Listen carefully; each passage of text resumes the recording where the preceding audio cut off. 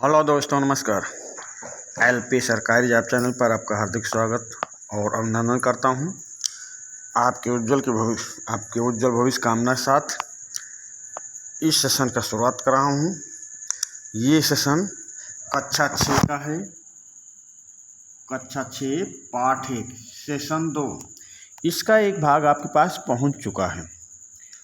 पाठ बहुत ही महत्वपूर्ण था एवं पाठ बड़ा था।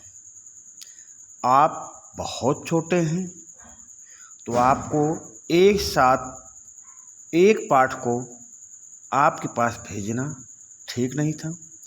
आपकी उम्र को देखते हुए इस पाठ से 2 सेशन किया गया है, जिसका पहला सेशन आपके पास पहुंच गया है। ये दूसरा सेशन आपके पास जा रहा है।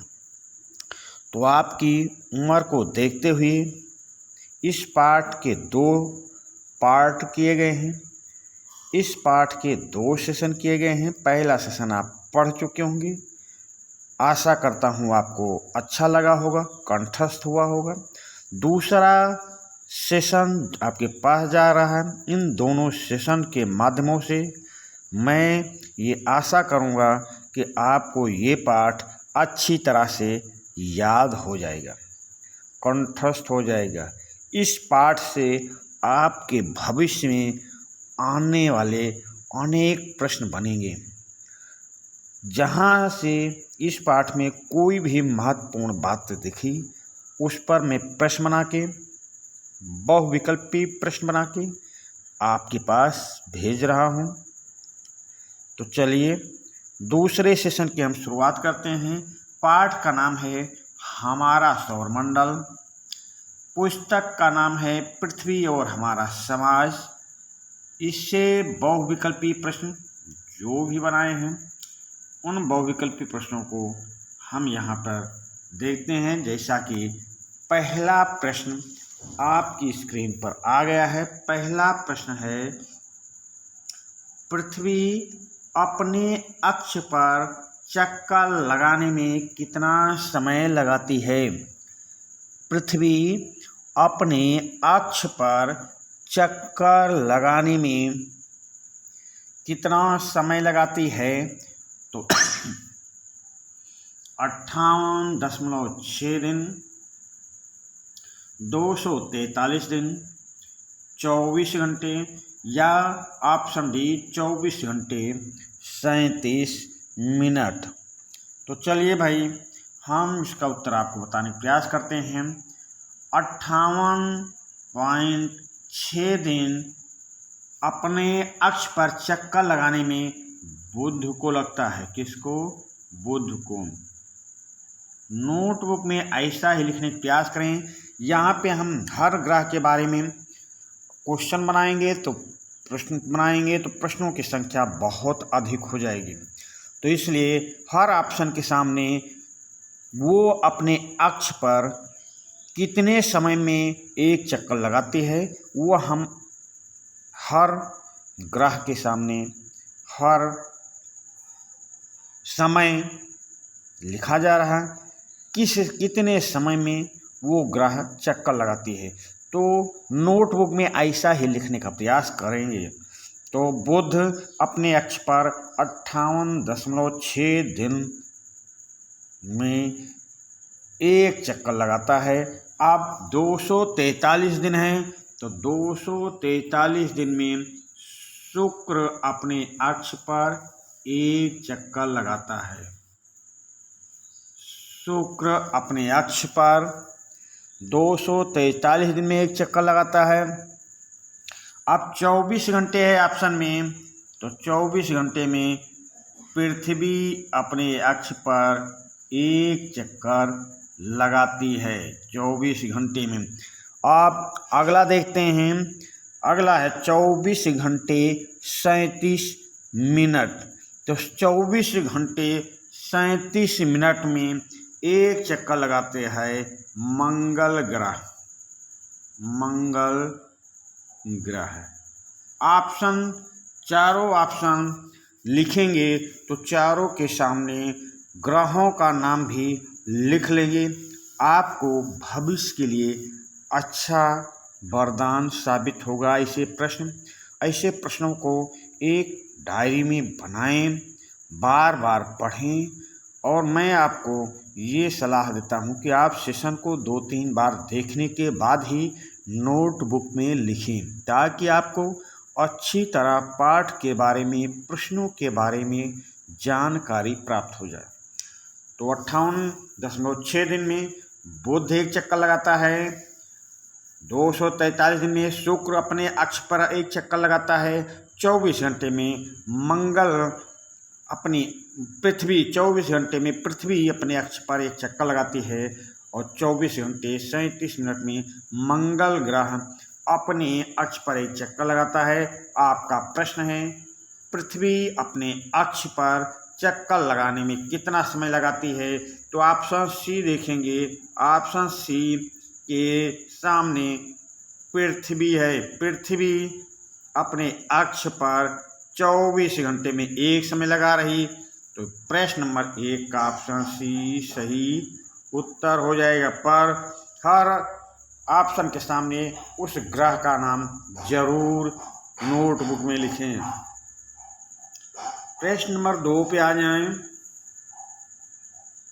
बृहस्पति अपने अक्ष पर चक्कर लगाने में कितना समय लगाता है? बृहस्पति अपने अक्ष पर चक्कर लगाने में कितना समय लगाता है? तो यहाँ पे 4 ऑप्शन दिए गए हैं।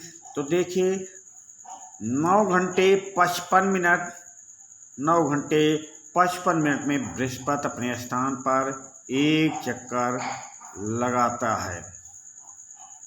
एक चक्कर लगाता है कौन? बृहस्पति। 10 घंटे 47 मिनट में कौन लगाता है? तो 10 घंटे 47 मिनट में अपने अक्ष पर एक चक्कर लगाती है शनिदेव। शनि अपने अक्ष पर एक चक्कर शनि लगाता है। फिर अपने अक्ष पर 10 घंटे 47 मिनट में एक चक्कर शनि लगाता है। फिर 17 घंटे 14 मिनट है, तो 17 घंटे 14 मिनट में अपने अक्ष पर एक चक्कर लगाता है अरुण।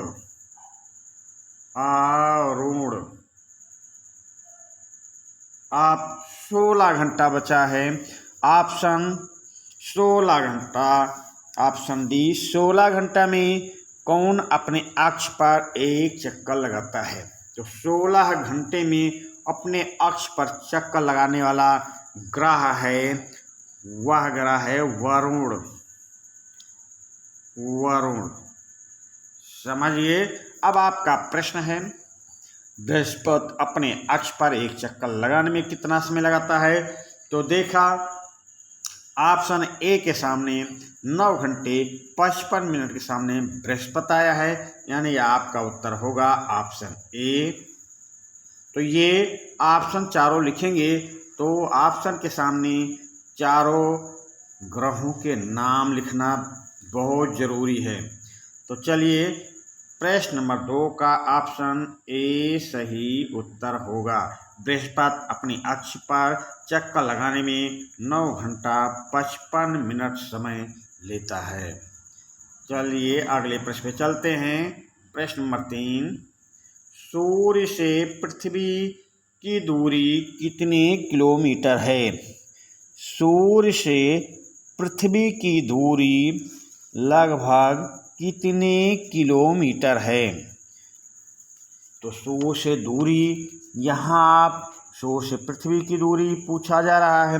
तो सूर्य से पृथ्वी की दूरी ऑप्शन देखें, 5.8 करोड़ किलोमीटर है, या 10.8 करोड़ किलोमीटर है, या 14.96 करोड़ किलोमीटर है, या 21.7 करोड़ किलोमीटर है। प्रश्न नंबर 3, सूर्य से पृथ्वी की दूरी कितना है? तो सूर्य से पृथ्वी की दूरी, यहाँ भी 4 ऑप्शन आपके सामने दिए गए हैं। तो पूछा गया है सूर्य से पृथ्वी की दूरी कितनी है। तो यहाँ पे देखें, सूर्य से बुध की दूरी कितना है, तो ये है 5.8 किलोमीटर। फिर सूर्य से शुक्र की दूरी, तो ये है शुक्र की दूरी भाई, ऑप्शन 2 शुक्र की दूरी है। ऑप्शन सी 14.96 करोड़ किलोमीटर, ये पृथ्वी की दूरी है, पृथ्वी की सूर्य से दूरी है। और 21.7 किलोमीटर ये सूर्य से मंगल ग्रह की दूरी है, मंगल ग्रह की दूरी है। आपको ऑप्शन देखने से और उनके सामने लिखे ग्रहों से ये तो ज्ञात हो गया होगा कि सूर्य से नज़दीक, सूर्य के पास पहले सबसे नज़दीक कौन सा ग्रह है, तो बुध ग्रह है। साथ में ऐसे भी आप समझते चलें कि सूर्य से बुध ग्रह की दूरी सबसे कम है, फिर सूर्य से शुक्र ग्रह की दूरी है, फिर सूर्य से पृथ्वी की दूरी है। ये सीरियल क्रम में है। तो सूर्य से पृथ्वी की दूरी कितने किलोमीटर है, अब तो आप समझ गए होंगे। ये तीसरे स्थान पे देखिए 14.96 किलोमीटर, 14.96 किलोमीटर, यानी प्रश्न नंबर 3 का ऑप्शन सी सही उत्तर होगा। अगले प्रश्न पे आए। प्रश्न नंबर 4,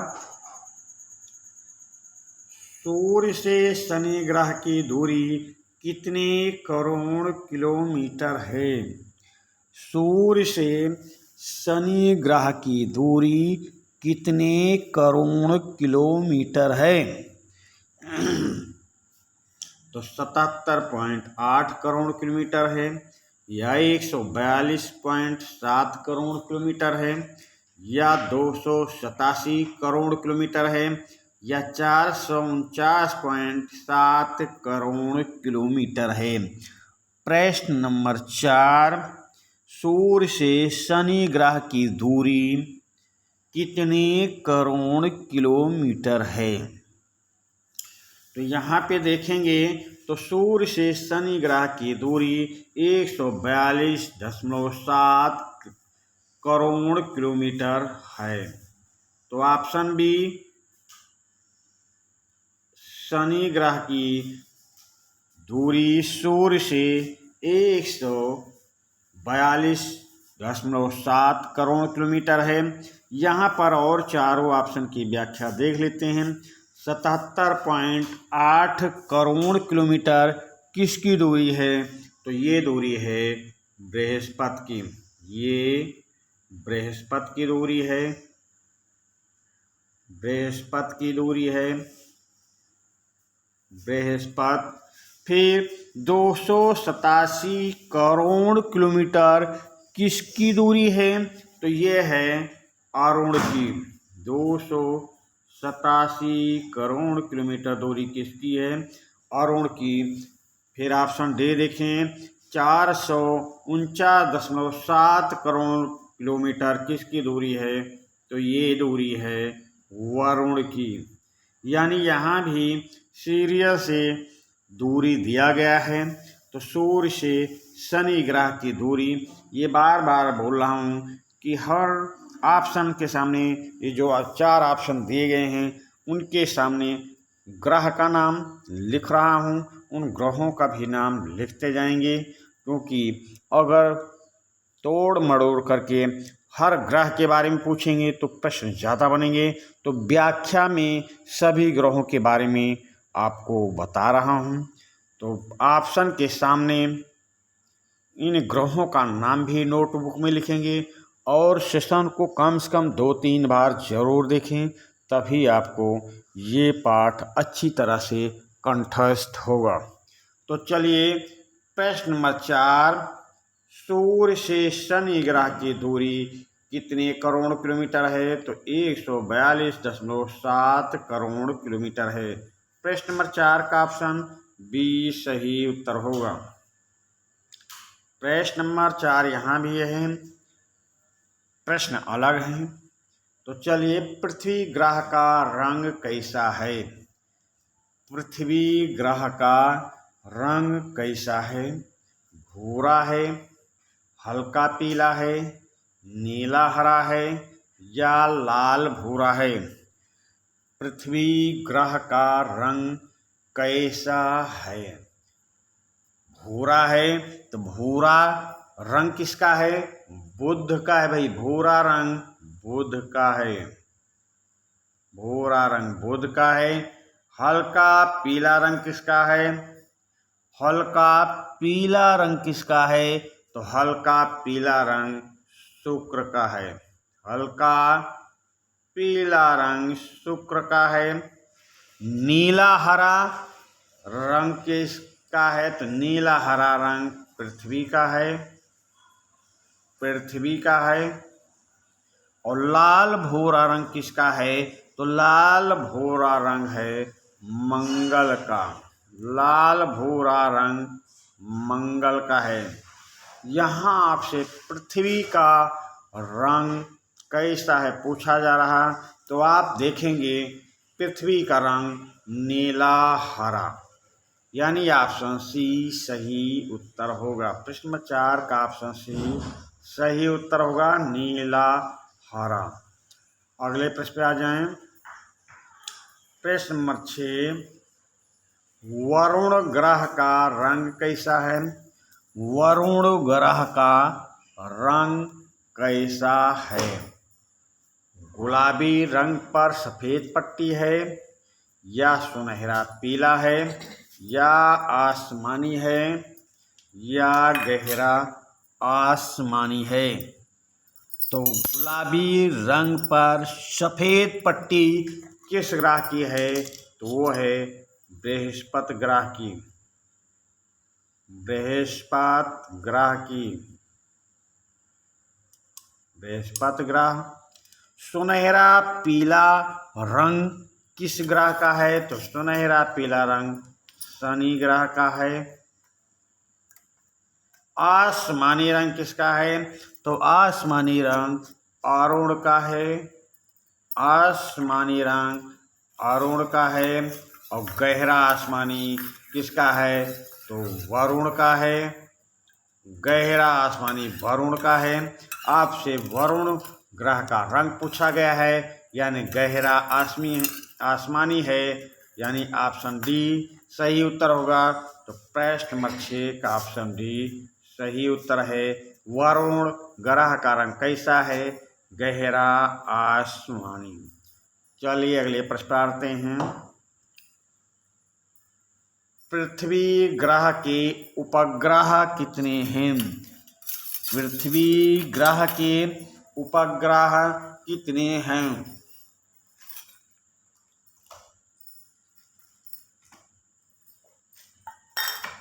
ऑप्शन ए देखेंगे शून्य ग्रह है। ऑप्शन बी में शून्य ग्रह है। ऑप्शन सी में एक ग्रह है। ऑप्शन डी में 2 ग्रह है। तो पृथ्वी के कितने उपग्रह हैं ये पूछा जा रहा। तो यहाँ शून्य शून्य है। ऑप्शन ए बी पहले समझ लें।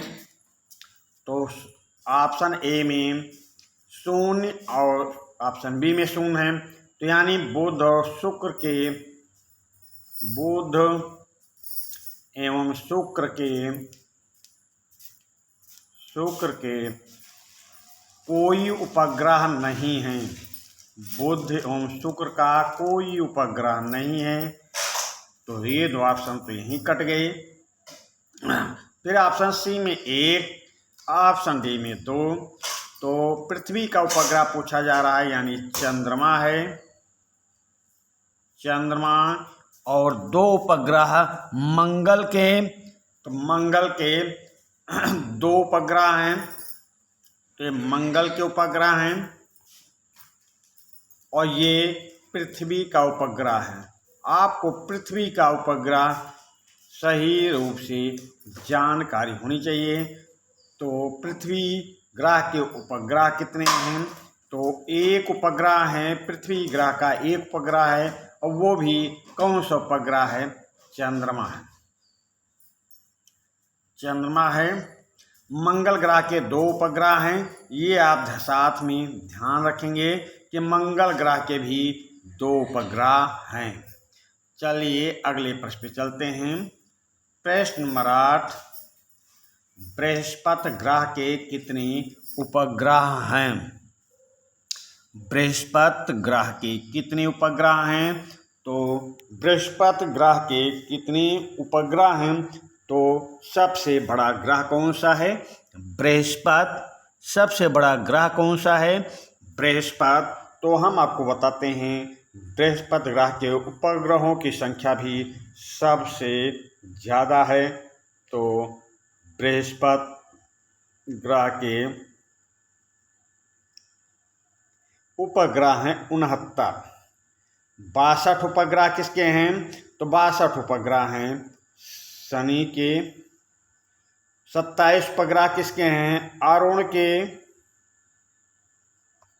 और 14 उपग्रह किसके हैं? वरुण के।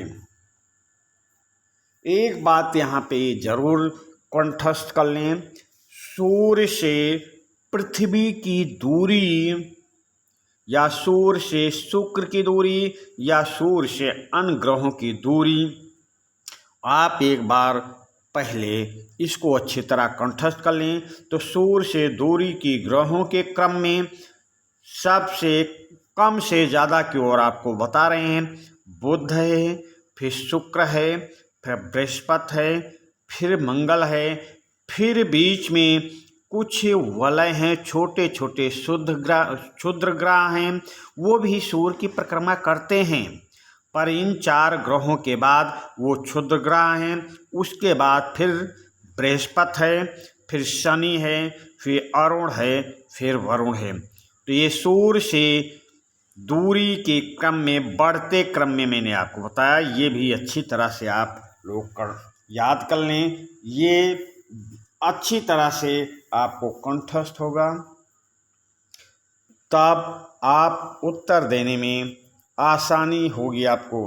तो बृहस्पति ग्रह के कितने उपग्रह हो गए? 69। यानी प्रश्न नंबर 8 का ऑप्शन ए सही उत्तर होगा। अगले प्रश्न पे आ जाएं। प्रश्न नंबर 9, किस ग्रह के चारों ओर विशेष प्रकार के वलय पाए जाते हैं? किस ग्रह के चारों ओर विशेष प्रकार के वलय पाए जाते हैं? तो शनि ग्रह के चारों ओर विशेष प्रकार के वलय पाए जाते हैं, या यूरेनस ग्रह के चारों ओर विशेष प्रकार के वलय पाए जाते हैं, या दोनों ग्रहों के चारों ओर विशेष प्रकार के वलय पाए जाते हैं, या उपर्युक्त में से सभी गलत हैं।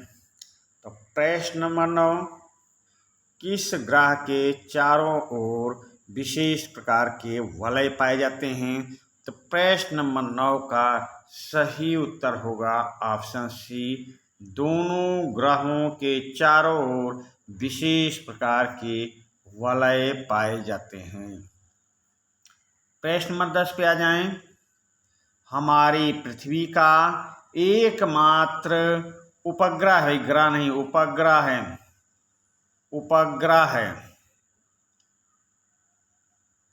उपग्रह है। हमारी पृथ्वी का एकमात्र उपग्रह चंद्रमा है। हमारी पृथ्वी का एकमात्र उपग्रह चंद्रमा है। चंद्रमा का विकास पृथ्वी के व्यास है, विकास नहीं है, व्यास है भाई, व्यास ऐसा लिखा जाएगा, व्यास, व्यास है। व्यास कैसा लिखेंगे? ऐसा, जैसे वो कितनी बड़ा है, कितना क्षेत्रफल है, ये समझ लीजिए आप। तो यहाँ पे ये ग्रह नहीं उपग्रह है, उपग्रह है। और ये विकास नहीं व्यास है। आप प्रश्न को देखें। हमारी पृथ्वी का एकमात्र उपग्रह चंद्रमा है। चंद्रमा का व्यास पृथ्वी के व्यास का कितना है? हमारी पृथ्वी का एकमात्र उपग्रह चंद्रमा है। चंद्रमा का व्यास पृथ्वी के व्यास का कितना है? तो 25% है, 75% है, 50% है या 90% है। तो हमारी पृथ्वी का एकमात्र उपग्रह चंद्रमा है। ये आप समझिए। चंद्रमा का व्यास पृथ्वी के व्यास का कितना है? तो आपको उत्तर ये पता लगाना है, यानी 1/4 है, 25% है। प्रश्न नंबर 10 का ऑप्शन ए सही उत्तर होगा। अगले प्रश्न पे आ जाएं। प्रश्न नंबर 11, हमारी पृथ्वी के सर्वाधिक निकट स्थित आकाशीय पिंड कौन सा है? प्रश्न नंबर 11, हमारी पृथ्वी के सर्वाधिक निकट आकाशीय पिंड कौन सा है? तो शुक्र है या मंगल है या शनि है या चंद्रमा है? हमारी पृथ्वी के सर्वाधिक निकट आकाशीय पिंड कौन सा है?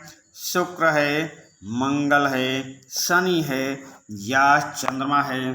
तो हमारी पृथ्वी के सर्वाधिक निकट स्थित आकाशीय पिंड चंद्रमा है। प्रश्न नंबर 11 का ऑप्शन डी सही उत्तर होगा। चलते हैं अगले प्रश्न पे। प्रश्न नंबर 12, पृथ्वी से चंद्रमा की दूरी कितनी किलोमीटर है? पृथ्वी से चंद्रमा की दूरी कितनी किलोमीटर है? तो ऑप्शन देखें। ऑप्शन 3,84,000 किलोमीटर है, 3,84,000 किलोमीटर है या 2,84,000 किलोमीटर है या 1,84,000 किलोमीटर है या 5,84,000 किलोमीटर है। प्रश्न नंबर 12, पृथ्वी से चंद्रमा की दूरी कितनी किलोमीटर है? तो पृथ्वी से चंद्रमा की दूरी है 3,84,000 किलोमीटर। पृथ्वी से चंद्रमा की दूरी 3,84,000 किलोमीटर है। तो प्रश्न नंबर 12 का ऑप्शन ए सही उत्तर होगा। प्रश्न नंबर 13 पे आ जाएं। चंद्रमा सूर्य के प्रकाश से प्रकाशित होता है। चंद्रमा सूर्य के प्रकाश से प्रकाशित होता है। चंद्रमा से परावर्तित प्रकाश जब पृथ्वी के धरातल पर पड़ता है तो इसे क्या कहते हैं? चंद्रमा सूर्य के प्रकाश से प्रकाशित होता है। चंद्रमा से परावर्तित प्रकाश जब पृथ्वी के धरातल पर पड़ता है तो इसे क्या कहते हैं? चांदनी कहते हैं, तारा कहते हैं, उल्का कहते हैं या पिंड कहते हैं? तो प्रश्न नंबर 13, चंद्रमा सूर्य के प्रकाश से प्रकाशित होता है। एक बात तो आप ये समझिए कि चंद्रमा सूर्य के प्रकाश से प्रकाशित होता है। आगे देखें, चंद्रमा से वो प्रकाश परावर्तित होकर जब पृथ्वी के धरातल पर पड़ता है तो उसे क्या कहते हैं? उसे चांदनी कहते हैं। प्रश्न नंबर 13 का ऑप्शन ए सही उत्तर होगा। अगले प्रश्न पे आ जाएं। प्रश्न नंबर 14। पृथ्वी के सर्वाधिक निकट होने के कारण आकाश में सबसे बड़ा और चमकीला दिखाई देता है। कौन सा ग्रह दिखाई देता है? पृथ्वी के सर्वाधिक निकट होने के कारण आकाश में सबसे बड़ा और चमकीला ग्रह कौन सा या उल्कापिंड कौन सा दिखाई देता है?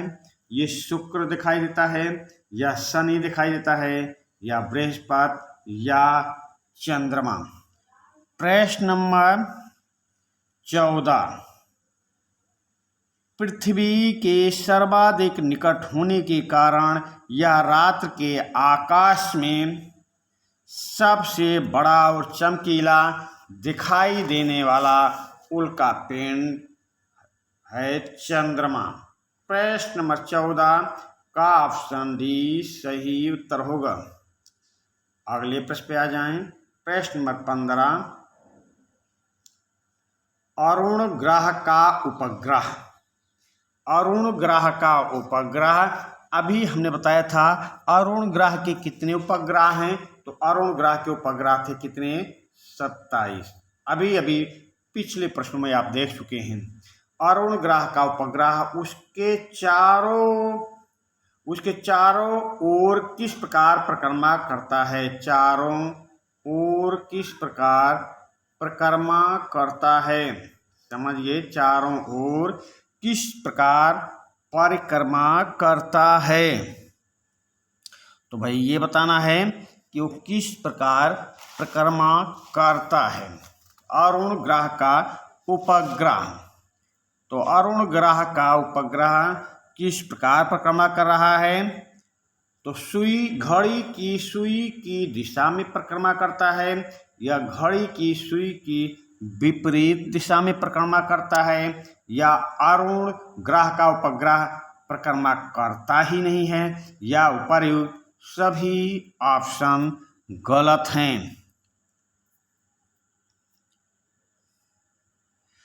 तो अरुण ग्रह का उपग्रह उसके चारों ओर घड़ी की सुई की दिशा में परिक्रमा करता है। प्रश्न नंबर 15 का ऑप्शन ए सही उत्तर होगा। अरुण ग्रह का उपग्रह अरुण ग्रह के चारों ओर परिक्रमा करता है घड़ी की सुई की दिशा में। यहाँ आपको हम बता देना चाहते हैं, शुक्र और अरुण के जो उपग्रह, तो यानी शुक्र का कोई उपग्रह नहीं है। शुक्र का उपग्रह कितना था? 0 था। अभी मैं पिछले प्रश्नों में बताया, तो शुक्र का कोई उपग्रह नहीं है। अरुण ग्रह का उपग्रह उसके चारों ओर घड़ी की सुई की दिशा में परिक्रमा करता है, और जो ग्रह हैं उनके उपग्रह घड़ी की सुई की विपरीत दिशा में परिक्रमा करते हैं। तो ये और ग्रहों की बात की गई है, आपसे पूछा गया है केवल अरुण। तो प्रश्न नंबर 15 का ऑप्शन ए सही उत्तर होगा। चलिए अगले प्रश्न पे चलते हैं। प्रश्न नंबर 16। मंगल और बृहस्पति की कक्षाओं के बीच, मंगल और बृहस्पति की कक्षाओं के बीच असंख्य छोटे छोटे पिंड पाए जाते हैं। मंगल और बृहस्पति की कक्षाओं के बीच असंख्य छोटे छोटे पिंड पाए जाते हैं। यह भी सूर्य की परिक्रमा करते हैं। ये जो छोटे छोटे पिंड पाए जाते हैं ये भी परिक्रमा करते हैं। इन्हें क्या कहा जाता है? तो देखिए, प्रश्न कभी भी आपके सामने आए तो प्रश्न को अच्छी तरह समझें। प्रश्न को अच्छी तरह समझने के बाद फिर चारों ऑप्शन को अच्छी तरह समझें, तब उत्तर देने का प्रयास करें। तो मंगल और बृहस्पति की कक्षाओं के बीच असंख्य छोटे छोटे पिंड पाए जाते हैं। ये भी सूर्य की परिक्रमा करते हैं।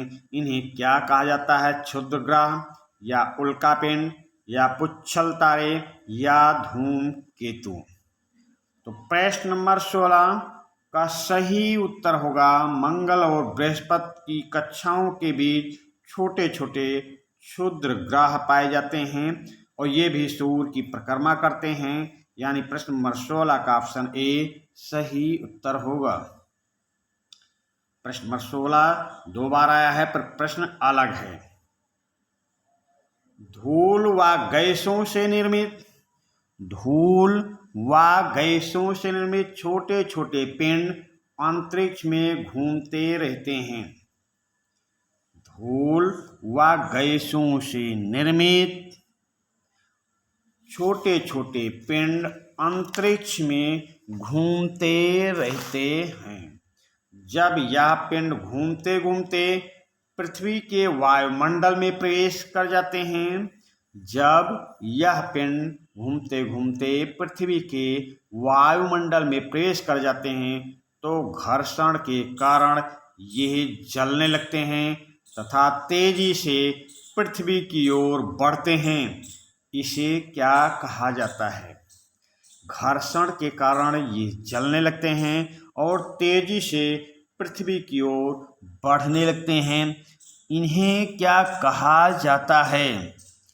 तो टूटता हुआ तारा कहते हैं, या उल्काश्म कहते हैं, या अवशिष्ट पिंड कहते हैं, या उल्का पिंड कहते हैं।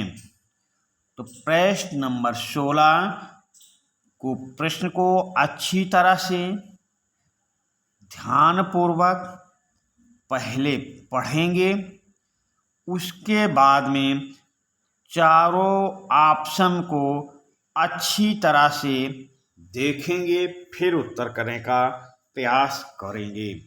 तो प्रश्न नंबर 16 का सही उत्तर होगा टूटता हुआ तारा कहते हैं। टूटता हुआ तारा कहते हैं। अगले प्रश्न पे आ जाएं।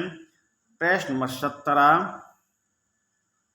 प्रायः छोटे छोटे पिंड वायुमंडल में ही जलकर नष्ट हो जाते हैं। प्रायः छोटे छोटे पिंड वायुमंडल में ही जलकर नष्ट हो जाते हैं। इसे क्या कहा जाता है? प्रायः छोटे छोटे पिंड वायुमंडल में ही जलकर नष्ट हो जाते हैं। इसे क्या कहा जाता है? उल्काश्म कहते हैं, उल्का पिंड कहते हैं, धूमकेतु कहते हैं, या पुच्छल तारा कहते हैं। तो प्रश्न नंबर 17 का सही उत्तर होगा इन्हें उल्काश्म कहते हैं। प्रायः छोटे छोटे पिंड वायुमंडल में जलकर नष्ट हो जाते हैं, इन्हें उल्काश्म कहा जाता है। प्रश्न नंबर 17 का ऑप्शन ए सही उत्तर होगा। प्रश्न नंबर 17 दो बार है पर प्रश्न अलग हैं। धूल व गैसों से निर्मित छोटे छोटे पिंड कभी कभी पूर्ण रूप से जलकर नष्ट नहीं हो पाते। धूल व गैसों से निर्मित छोटे छोटे पिंड कभी कभी पूर्ण रूप से जलकर नष्ट नहीं हो पाते हैं तथा इनका कुछ अवशिष्ट भाग पृथ्वी के धरातल पर पहुंच जाता है। इस अवशिष्ट पिंड को क्या कहते हैं?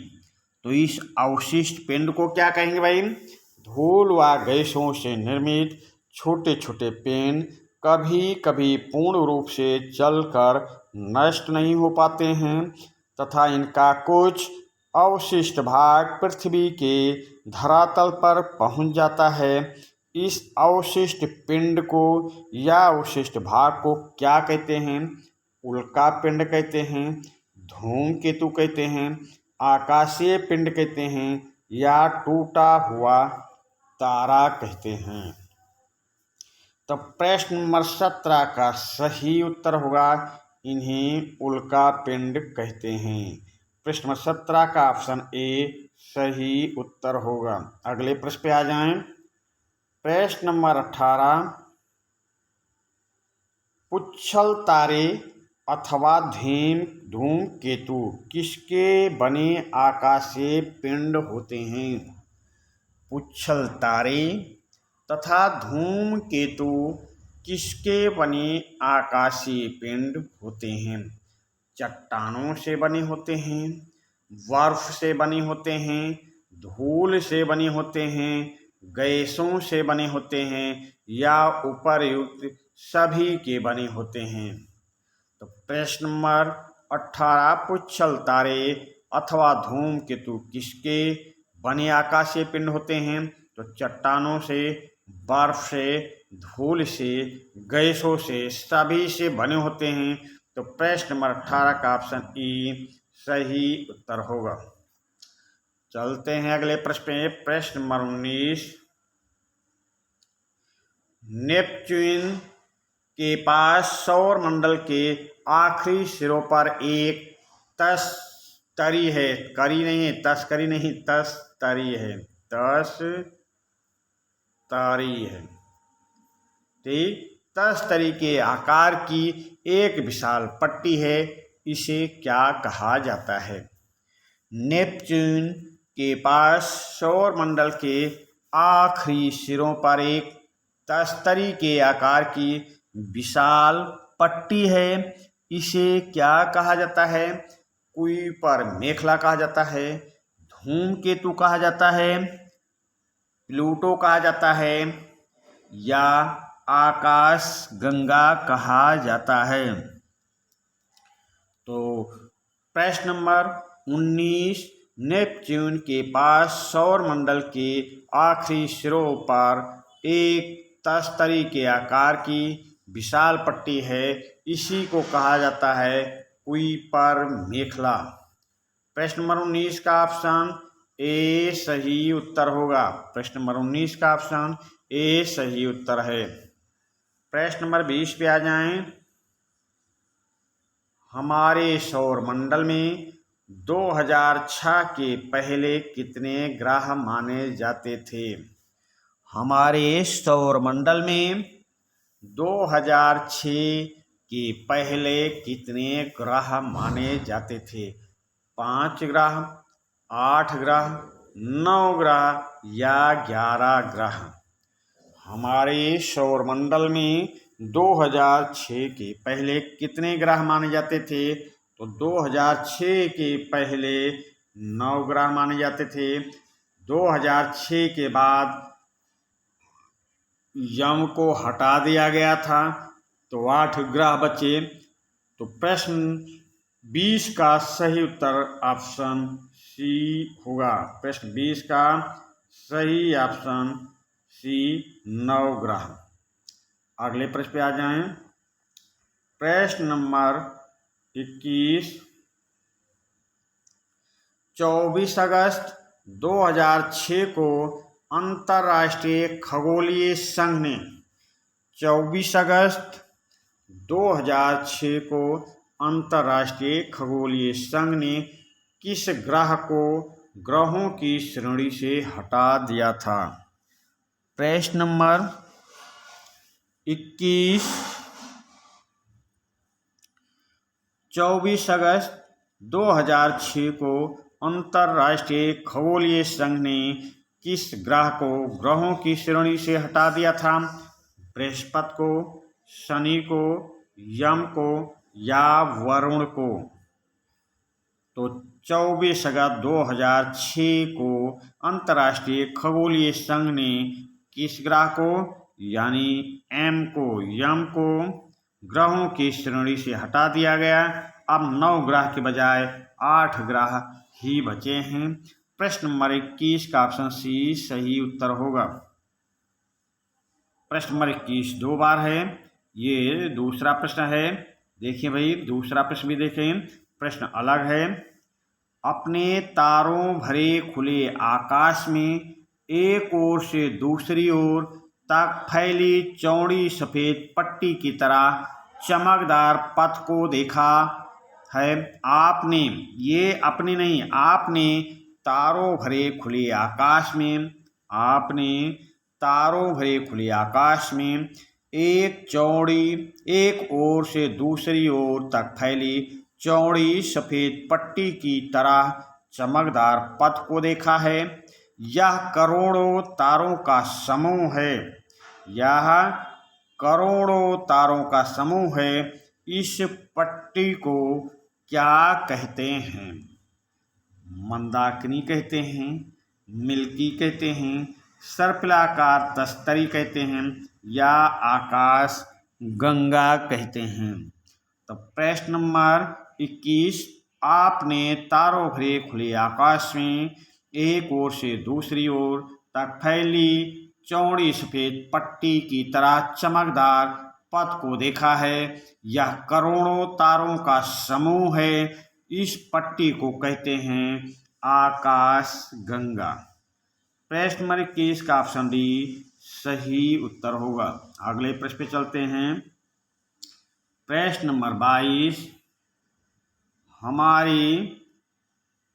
हमारी आकाश गंगा का नाम क्या है? हमारी आकाश गंगा का नाम क्या है? Mandakini, milky, Niharika, big bag. हमारी आकाश गंगा का नाम क्या है? मंदाकिनी, मिल्की, निहारिका या बिग बैग। तो हमारी आकाश गंगा का नाम मंदाकिनी है। मंदाकिनी हमारी आकाश गंगा का नाम है। प्रश्न नंबर 22 का ऑप्शन ए सही उत्तर होगा। प्रश्न नंबर 23 पे आ जाएं। आकाश गंगा का जो भाग पृथ्वी से दिखाई देता है उसे क्या कहते हैं? आकाश गंगा का जो भाग पृथ्वी से दिखाई देता है उसे क्या कहते हैं? मिल्की वे कहते हैं, मंदाकिनी कहते हैं, सर्पिलाकार तस्तरी कहते हैं या निहारिका कहते हैं। प्रश्न नंबर 23, आकाश गंगा का जो भाग पृथ्वी से दिखाई देता है उसे क्या कहते हैं? मिल्की वे कहते हैं, मंदाकिनी कहते हैं, सर्पिलाकार तस्तरी कहते हैं या निहारिका कहते हैं। तो उसे कहते हैं मिल्की वे। प्रश्न नंबर 23 का ऑप्शन ए सही उत्तर होगा। अगले प्रश्न पे आ जाएं। प्रश्न नंबर 24, आकाश गंगा का जो भाग पृथ्वी से दिखाई देता है उसका आकार कैसा है? आकाश गंगा का जो भाग पृथ्वी से दिखाई देता है उसे का आकार कैसा है? सर्पिलाकार तस्तरी जैसा है, पुच्छल तारे जैसा है, उल्का पिंड जैसा है या निहारिका जैसा है। प्रश्न नंबर 24, आकाश गंगा का जो भाग पृथ्वी से दिखाई देता है तो उसका आकार कैसा है? सर्पिलाकार तस्तरी जैसा है। प्रश्न नंबर 24 का ऑप्शन ए सही उत्तर होगा। अगले प्रश्न पे चलेंगे। प्रश्न नंबर 25, अंतरिक्ष की करोड़ों आकाश गंगाएं मिलकर किसका निर्माण करती हैं? अंतरिक्ष की करोड़ों आकाश गंगाएं मिलकर किसका निर्माण करती हैं? निहारिका का, बिग बैग का, ब्रह्मांड का या कुइपर मेखला का। अंतरिक्ष की करोड़ों आकाश गंगाएं मिलकर किसका निर्माण करती हैं? निहारिका का, बिग बैग का, ब्रह्मांड का या कुइपर मेखला का। तो अंतरिक्ष की करोड़ों आकाश गंगाएं मिलकर जिसका निर्माण करती हैं उसको कहते हैं ब्रह्मांड। प्रश्न नंबर 25 का ऑप्शन सी सही उत्तर होगा। अगले प्रश्न पे आ जाएं। प्रश्न नंबर 25 प्रश्न अलग है भाई।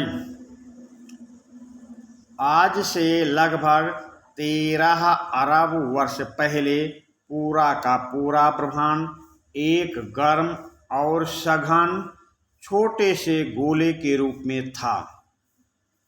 अधिक गर्मी और अधिक सघनता के कारण इसमें अचानक विस्फोट हुआ। इस विस्फोट को क्या कहा जाता है? प्रश्न को फिर समझ लें। आज से लगभग 13 अरब वर्ष पहले पूरा का पूरा ब्रह्मांड एक गर्म और सघन छोटे से गोले के रूप में था। अधिक गर्मी और सघनता के कारण इसमें अचानक विस्फोट हुआ। इस विस्फोट को क्या कहा जाता है? बिग बैंग कहा जाता है, नीहारिका कहा जाता है, मंदाकिनी कहा जाता है या धूमकेतु कहा जाता है। तो प्रश्न नंबर 25 का सही उत्तर होगा बिग बैंग। प्रश्न नंबर 25 का सही उत्तर होगा बिग बैंग। ऑप्शन ए सही उत्तर है। अगले प्रश्न पे आ जाएं। प्रश्न नंबर 26, आकाश गंगा का निर्माण किससे हुआ है? आकाश गंगा का निर्माण किससे हुआ है? हाइड्रोजन गैस से, हीलियम गैस से, धूमकेतु से बने विशाल बादल से या सभी के इकट्ठा होने से निर्माण हुआ है? तो प्रश्न नंबर 26, आकाश गंगा का निर्माण किससे हुआ है? हाइड्रोजन से, हीलियम से, धूमकेतु से बने विशाल बादल से या ऑप्शन डी सभी के इकट्ठा होने से निर्माण हुआ है। तो प्रश्न नंबर 26 का ऑप्शन डी सही उत्तर होगा, सभी के इकट्ठा होने से निर्माण हुआ है। चलिए अगले प्रश्न पर चलते हैं। प्रश्न नंबर 26 प्रश्न अलग है। आकाश गंगा को बनाने वाले बादलों को क्या कहते हैं? आकाश गंगा को बनाने वाले बादलों को क्या कहते हैं? नीहारिका कहते हैं या मंदाकिनी कहते हैं या धूमकेतु कहते हैं या क्षुद्र ग्रह कहते हैं? आकाश गंगा को बनाने वाले इन बादलों को क्या कहते हैं? नीहारिका कहते हैं, मंदाकिनी कहते हैं, धूमकेतु कहते हैं या क्षुद्र ग्रह कहते हैं? तो प्रश्न नंबर 26 का ऑप्शन ए सही उत्तर होगा, इसे नीहारिका कहते हैं। प्रश्न नंबर 26 का ऑप्शन ए सही उत्तर होगा। प्रश्न नंबर 27, सबसे दूर स्थित मंदाकिनी से चले प्रकाश को पृथ्वी तक पहुंचने में कितने वर्ष लग जाएंगे? प्रश्न नंबर 27, सबसे दूर स्थित मंदाकिनी से चले प्रकाश को हमारी पृथ्वी तक पहुंचने में कितने करोड़ वर्ष लग जाएंगे? 100 करोड़ वर्ष लग जाएंगे या 400 करोड़ वर्ष लग जाएंगे, 800 करोड़ वर्ष लग जाएंगे या 1000 करोड़ वर्ष लग जाएंगे? सबसे दूर स्थित मंदाकिनी से चले प्रकाश को पृथ्वी तक पहुंचने में कितने वर्ष लग जाएंगे? तो ये लग जाएंगे 1000 करोड़ वर्ष लग जाएंगे। प्रश्न नंबर 27 का ऑप्शन डी सही उत्तर होगा। प्रश्न नंबर 28, प्रकाश को आकाश गंगा के एक छोर से दूसरे छोर तक पहुंचने में कितने वर्ष लग जाएंगे? प्रश्न नंबर 28, प्रकाश को आकाश गंगा के एक छोर से दूसरे छोर तक पहुंचने में कितने वर्ष लग जाएंगे? 1 लाख वर्ष लगेंगे, 2 लाख वर्ष लगेंगे, 3 लाख वर्ष लगेंगे या 4 लाख वर्ष लगेंगे? तो प्रश्न नंबर 28, प्रकाश को आकाश गंगा के एक छोर से दूसरे छोर तक पहुंचने में कितने वर्ष लगेंगे? 1 लाख वर्ष लगेंगे। प्रश्न नंबर 28 का ऑप्शन ए सही उत्तर होगा। प्रश्न नंबर 27 पे आ जाएं। प्रश्न भाई अलग हैं, नंबरिंग में मिस्टेक है, आप नंबरिंग को सुधार लेंगे।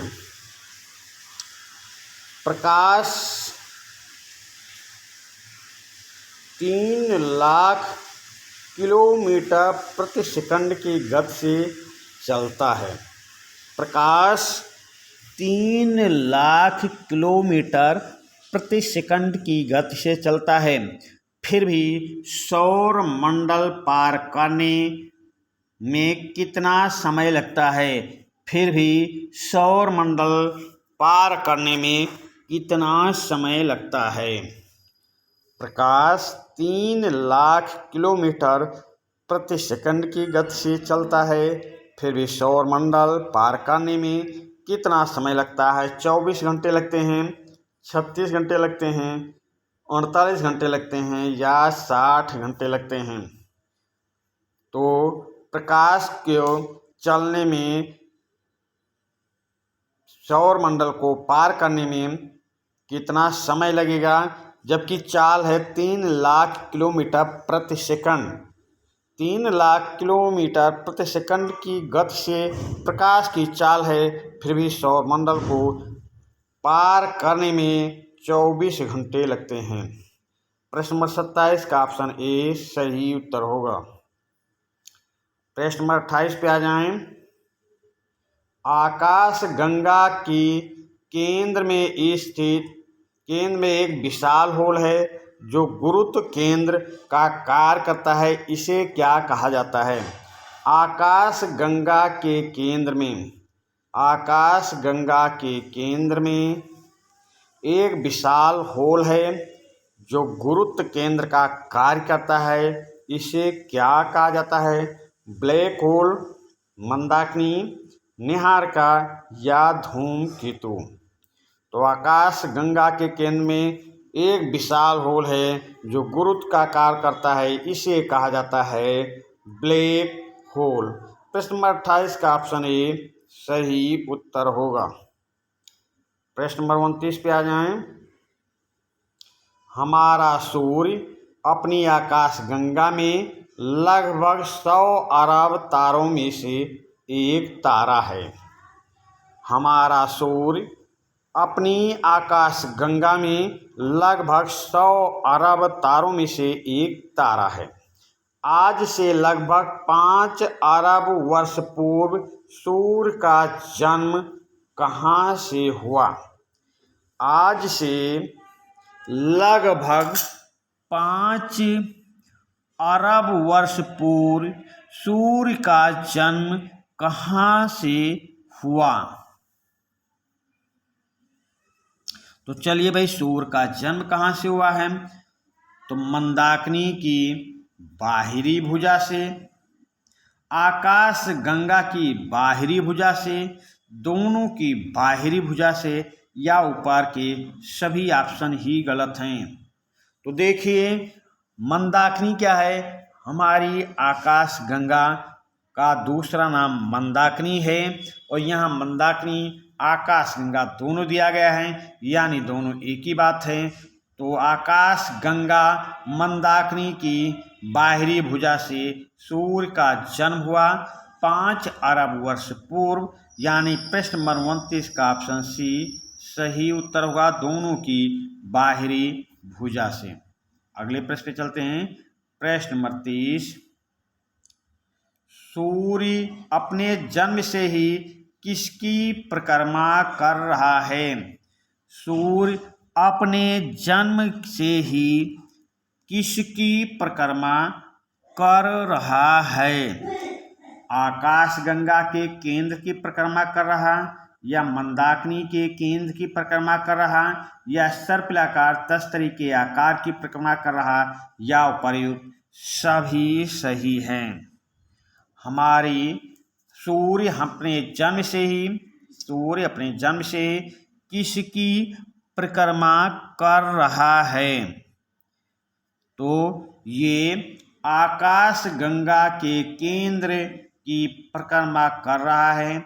यहाँ पे ऑप्शन ए भी सही हो सकता है, ऑप्शन डी भी सही हो सकता है, पर ये आपको अभी तीनों ऑप्शन याद रखने हैं। सूर्य अपने जन्म से ही किसकी परिक्रमा कर रहा? आकाश गंगा, मंदाकिनी, सर्पिलाकार तस्तरी, क्योंकि ये तीनों एक ही बातें हैं, तो आपका उत्तर सही होगा ऑप्शन डी उपर्युक्त सही। अगर याद चौथा ऑप्शन और कुछ लिखा रहेगा तब आप किस ऑप्शन पर जाएंगे? याद यहाँ पे चौथा ऑप्शन उपर्युक्त सभी के अलावा कोई ऑप्शन दे दिया जाए तब आप क्या करेंगे? तो तब आप आकाश गंगा के केंद्र की परिक्रमा कर रहा है। ऑप्शन ए पे चले जाएंगे, और नहीं तो अगर ऐसा ऑप्शन रहेगा तो ऑप्शन डी पे जाएंगे।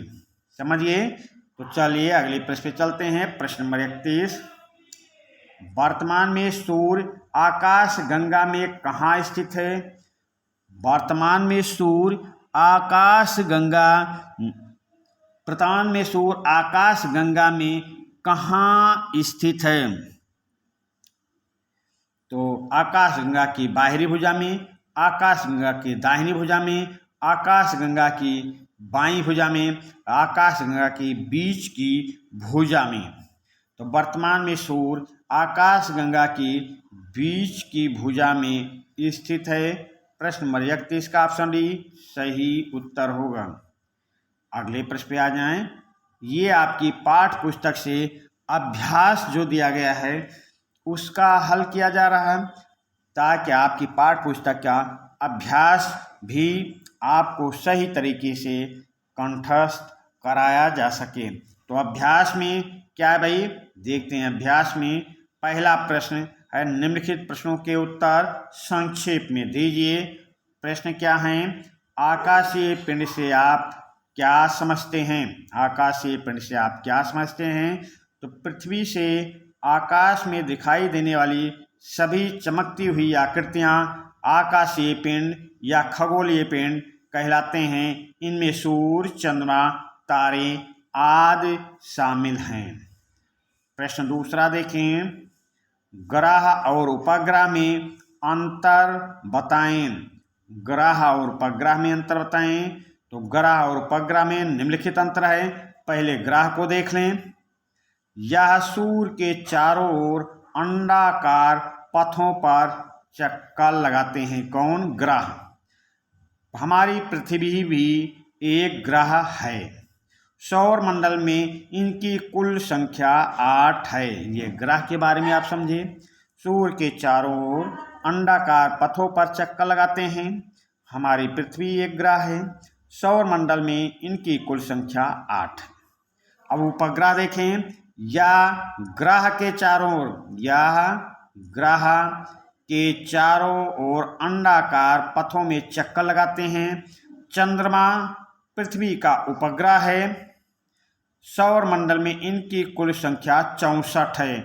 यहाँ पे 8 है, यहाँ पे 64 है। यहाँ चंद्रमा उपग्रह है, पृथ्वी ग्रह है, और यहाँ ग्रह के चारों ओर उपग्रह चक्कर लगा रहा है, यहाँ सूर्य के चारों ओर ग्रह चक्कर लगा रहा। तो ये अंतर है। चलते हैं अगले प्रश्न पे। प्रश्न नंबर 3, कुइपर बेल्ट क्या है? कुइपर बेल्ट क्या है? उत्तर देखें। नेपच्यून के पार सौर मंडल के आखिरी सिरों पर एक तस्तरी नुमा विशाल पट्टी है। नेपच्यून के पार सौर मंडल के आखिरी सिरों पर एक तस्तरी नुमा विशाल पट्टी है, जिसे कुइपर बेल्ट या मेखला कहा जाता है। इसमें असंख्य खगोलीय पिंड उपस्थित हैं, जिनमें कई बर्फ से बने धूमकेतु इसी क्षेत्र में आते हैं। तो चलिए भैया अगले प्रश्न पे चलते हैं। प्रश्न 4, निहारिका से आप क्या समझते हैं? निहारिका से आप क्या समझते हैं? तो चलिए निहारिका के बारे में समझते हैं। बिग बैंग की घटना के कुछ करोड़ वर्ष के बाद तारों और आकाशगंगाओं का निर्माण होने लगा। वास्तव में आकाशगंगा का निर्माण हाइड्रोजन, हीलियम गैसों तथा धूल कणों से बनी विशाल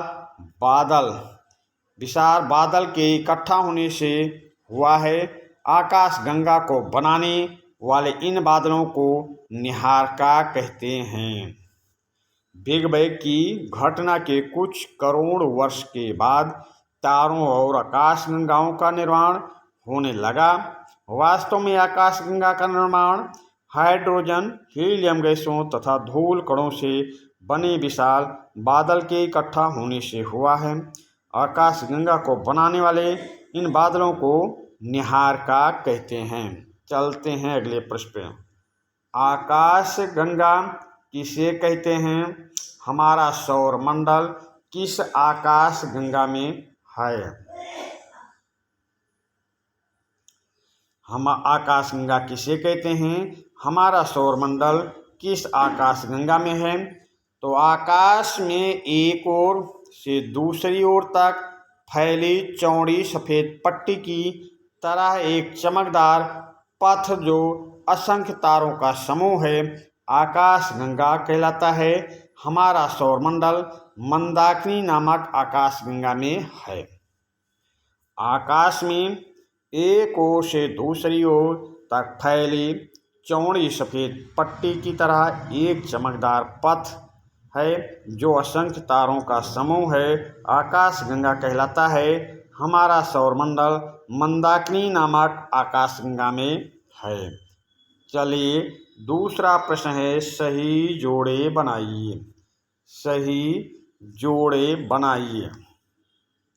तो मंगल ग्रह के उपग्रहों की संख्या, पृथ्वी से सूर्य की दूरी, सर्वाधिक उपग्रह वाला ग्रह, शून्य उपग्रह वाला ग्रह और दूरी का मापन। दूसरी तरफ है शुक्र, जो लगभग 15 करोड़ किलोमीटर प्रकाश वर्ष, और बृहस्पति। अब चलिए हम मिलान करते हैं। मंगल ग्रह के उपग्रहों की संख्या 2 है। पृथ्वी से सूर्य की दूरी लगभग 15 करोड़ किलोमीटर है। सर्वाधिक उपग्रह वाला ग्रह है बृहस्पति। शून्य उपग्रह वाला ग्रह है शुक्र और दूरी का मापन है प्रकाश वर्ष। चलिए भाई, ये भी मिलान हो गया है। आप सही तरीके से मिलान कर लें। और बार बार बोल रहा हूँ कि ये पाठ थोड़ा कठिन है, पाठ बड़ा है, आपकी उम्र कम है, तो इस पाठ से 2 सेशन और दोनों सेशन बड़े ही हैं, तो आप 2-3 बार सेशन को देखें और नोटबुक में लिखें। ये आपके भविष्य में ये पाठ से बहुत से प्रश्न आपको कंपटीशन में देखने को मिलेंगे, आपके जीवन में देखने को मिलेंगे, और आपको भूगोल के बारे में इस पाठ से बहुत ही महत्वपूर्ण जानकारियाँ मिल रही हैं। तो चलिए अगले प्रश्न पे चलते हैं। अगला प्रश्न है, रिक्त स्थानों की पूर्ति कीजिए। रिक्त स्थानों की पूर्ति कीजिए। तारे गर्म खाली स्थान है, फिर से बने होते हैं, तो गर्म गैसों से बने होते हैं भाई, गर्म गैसों से बने होते हैं। दूसरा है, हमारे सौरमंडल में खाली स्थान ग्रह हैं, तो 8 ग्रह हैं। हमारे सौरमंडल में 8 ग्रह हैं। हमारी पृथ्वी का एकमात्र उपग्रह खाली स्थान है, तो वो उपग्रह है चंद्रमा। वो उपग्रह है चंद्रमा। क्षुद्र ग्रह में फिर खाली स्थान है, तो क्षुद्र ग्रह देखना है भाई, तो क्षुद्र ग्रह फिर खाली स्थान, फिर एवं मंगल ग्रह के मध्य, तो एवं ग्रह के मध्य, तो क्षुद्र ग्रह फिर ऑप्शन में भरा जाएगा मंगल एवं बृहस्पति।